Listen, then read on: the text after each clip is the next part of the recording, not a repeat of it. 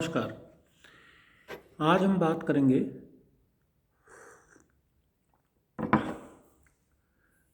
पवन के कार्य और उसके द्वारा निर्मित स्थल रूपों के स्थलाकृतियों के बारे में।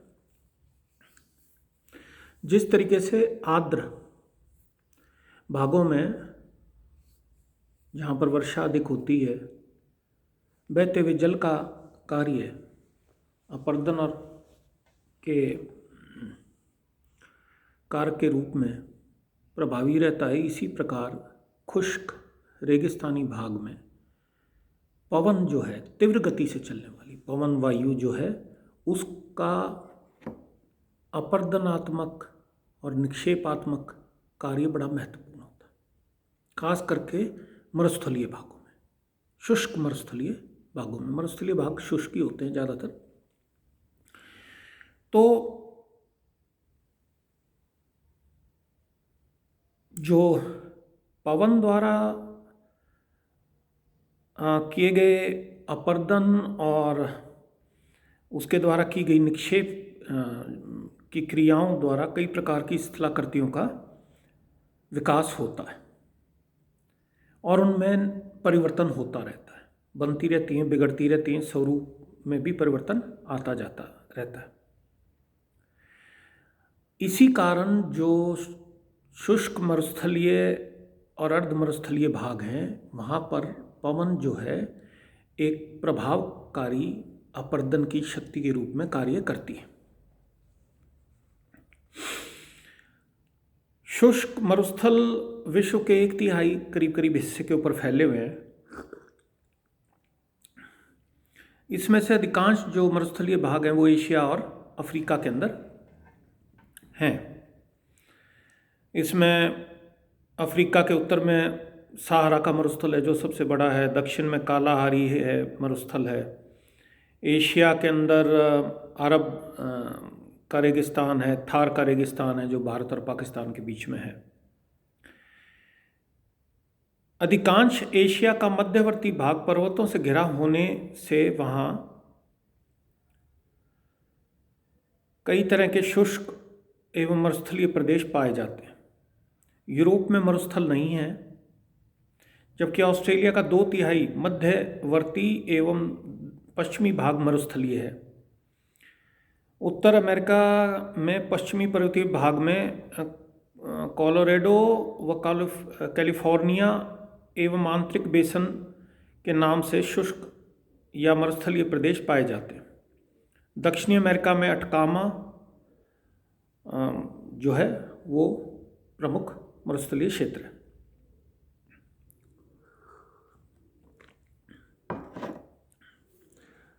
पवन की चीज़ों को अपर्दन और चीज़ों को परिवहन करने की शक्ति उतनी नहीं होती जितनी नदी के जल में होती है, क्योंकि जैसे हम जानते हैं नदी जल के अंदर कोई पदार्थ गिरता है तो वो जितना पानी हटाता है उतना उसका वेट लॉस हो जाता है। तो नदी जो है वो अपर्दन का बहुत बड़ा प्रभावी साधन है।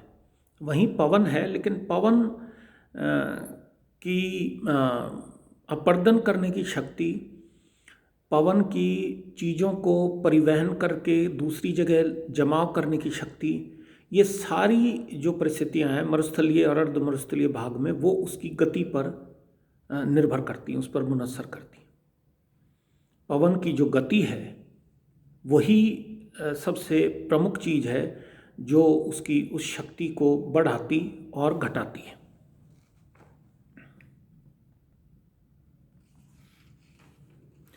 पवन ये अपर्दन का कार्य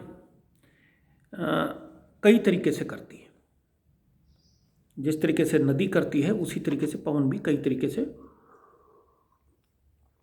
उस कार्य को करती है। वायु का अपर्दन कार्य शुष्क या मरुस्थलीय प्रदेशों में विशेष प्रभावी रहता है। ऐसा कार्य हवा की गति, हवा में बालू की मात्रा, ये दूसरी चीज होगी। तीसरा बालू के कणों का आकार, चौथा हो गया, और उसके संपर्क में आने वाली चट्टानों की कठोरता, जलवायु की प्रकृति पर ये चीज़ें डिपेंड करती हैं। तो उसकी गति पवन की, फिर उसमें बालू की मात्रा कैसी है, फिर बालू के जो कणों का आकार है जिसको वो अपने साथ उड़ा के लेके जा रही है, उनका स्वरूप कैसा है, किस तरीके के धरातल के ऊपर से वो प्रवाहित हो रही है, और वहाँ पर जलवायु की दिशाएं उस पर्टिकुलर समय में जब वो पवन अपना कार्य कर रही है तो वहाँ किस तरीके की स्थिति है, ये सारी चीज़ें उसके अपर्दन कार्य को प्रभावित करती हैं। पवन जो है वो अपर्दन का कार्य सबसे पहले तो अपघर्षण से करती है। अपघर्षण में पवन के साथ बालू या रेत के कण भी बहते हैं, और ये कण सतह से रगड़ खाकर, जो हवा के साथ कण उड़ रहे हैं, ये अपने संपर्क में आने वाली सतह से रगड़ खाकर उसको घिस घिस कर काटते रहते हैं। और ये प्रक्रिया फिर वही नेचुरल है कि जो कोमल चट्टानें हैं उनको ज़्यादा तेज़ी से काटते हैं, कठोर जो जिनमें रेजिस्टेंस है उसको कम काट पाते हैं। और इस प्रकार जो है इस अपघर्षण की क्रिया से वो कई तरीके की आकृतियों को बनाते हैं। दूसरा शनि घर्षण है, जैसे उसके पानी नदी के केस में था। शनि घर्षण जब पवन के साथ ये सारा पदार्थ जो उसके साथ उड़कर चल रहा है, ये उस परिवहन की प्रक्रिया के दौरान एक जगह से दूसरी जगह जब ये प्रवाहित हो रहा है तो आपस में रगड़ खाकर भी ये टुकड़े हवा में उड़ते उड़ते या हवा के साथ ज़मीन के साथ लुढ़कते हुए आपस में भी रगड़ खाकर शैन छोटे टुकड़ों में विभक्त होते जाते हैं। और जैसे जैसे छोटे होते जाते हैं उसी तरीके से इनके अपर्दन करने की शक्ति भी थोड़ी सी कम हो जाती है, क्योंकि ये जिसके संपर्क में चट्टानें आती हैं अगर रगड़ खा खा के बिल्कुल गोलाकार हो जाएंगे तो ये फिर अगर किसी सरफेस से टकराएंगे तो प्रभावी ढंग से उसको रगड़ या घिस नहीं सकते। तीसरा है अपवाहन, इसको आप उठाव भी कह सकते हैं। बहती जो हवा है, तीव्र गति से बहती जो हवा है, मार्ग में रेत और बालू के कण मिलते हैं, हवा उनको उड़ाकर ले जाती है।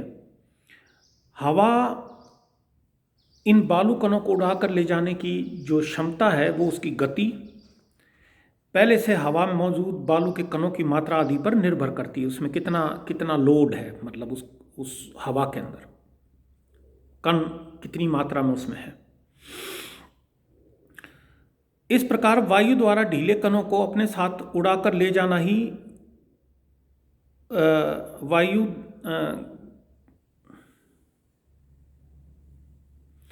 और ये जो सामान अपने साथ उड़ाकर लेके जाती है, ये इसकी जो अपर्दन करने की क्षमता है, अपर्दन करने की जो क्रिया है, उसको भी बड़े भारी रूप से प्रभावित करती है। और जब ये पवन इस तरीके से सामान को लेके चल रही होती है तो इसके मार्ग में आने वाली चट्टानों में छिद्र, धारियाँ इत्यादि बना देती है रगड़ से, और इससे कई तरीके की स्थलाकृतियाँ बनती हैं। तो यहाँ महत्वपूर्ण ये है कि जो बाह्य शक्ति जिनके बारे में बात हम कर रहे हैं, जैसे नदी है, नदी का जल है, ये बाह्य शक्ति है। दो तरीके की शक्ति थी, अंतर्जात और बहिर्जात। जो बाह्य शक्ति उसमें नदी के बारे में पहले बात करी, अब हम पवन के बारे में बात कर रहे हैं। तो जो पवन है उसके, जैसे मैंने आपको अभी ये बताया कि जो उसकी स्पीड है उसके ऊपर बड़ा इस चीज़ का प्रभाव पड़ता है। दूसरा ये है कि पवन जो अपने साथ सामान लेके जाती है, क्योंकि पवन उतनी ऊंचाई तक अपर्दन नहीं कर पाती जितना कि नदी का जल भी अपर्दन तो वहीं तक करता है जहाँ तक वो जल का स्तर है।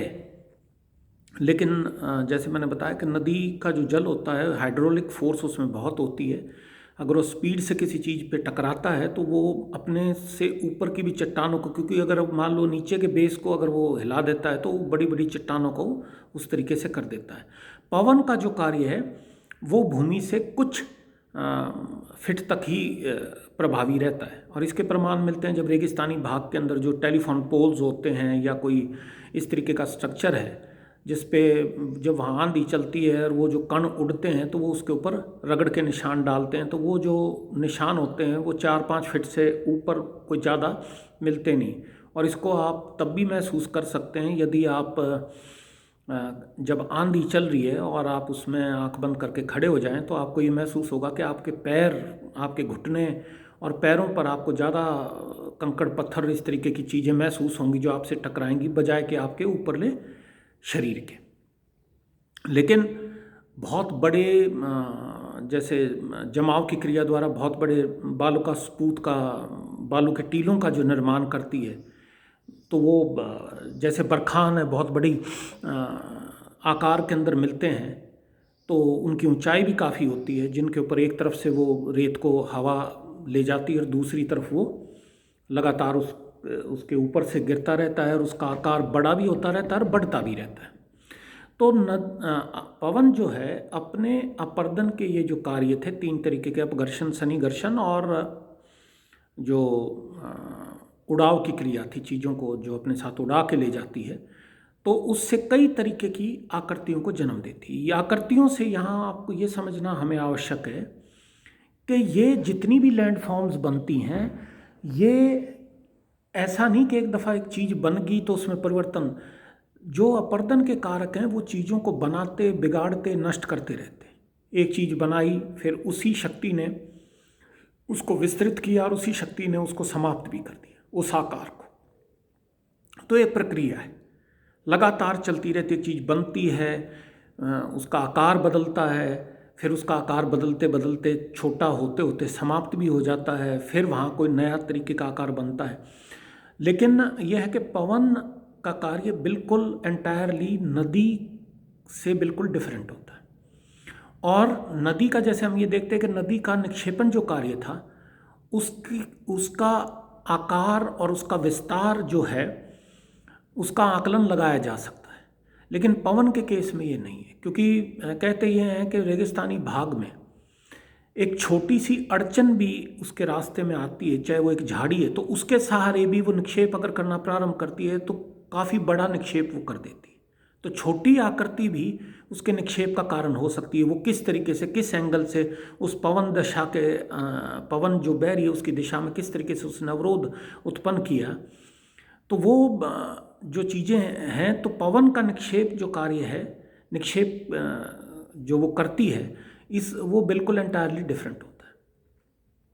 और उससे आकृतियाँ कई तरीके की जन्म लेती हैं। यहाँ एक और ध्यान देने वाली बात है कि पवन क्षेत्र के अंदर अपक्षय की क्रियाएं भी बहुत प्रभावी होती हैं, क्योंकि जो रेगिस्तानी भाग हैं उनके अंदर एक तो खुश्क रहता है, आर्द्र कमी रहती है, और ज़्यादातर जो हैं वहाँ पर दिन का तापमान अधिक होने के कारण सूर्य ताप, पानी का जमना, पिघलना, तुषार इत्यादि की ये जो क्रियाएं हैं ये ज़्यादा प्रभावी रहती हैं उस क्षेत्र में।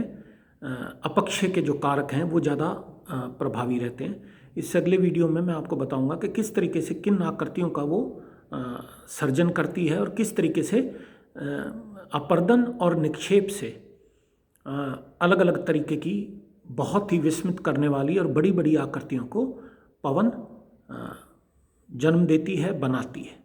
पवन के निक्षेपण जो कार्य हैं उसमें भी बड़े आश्चर्यजनक कई उदाहरण देखने को मिले हैं। रेगिस्तानी भागों से बहुत दूर तक भी जाकर पवन द्वारा निक्षेपण के कार्य किए गए हैं, जिसके बारे में इससे अगले वीडियो में हम चर्चा करेंगे। धन्यवाद।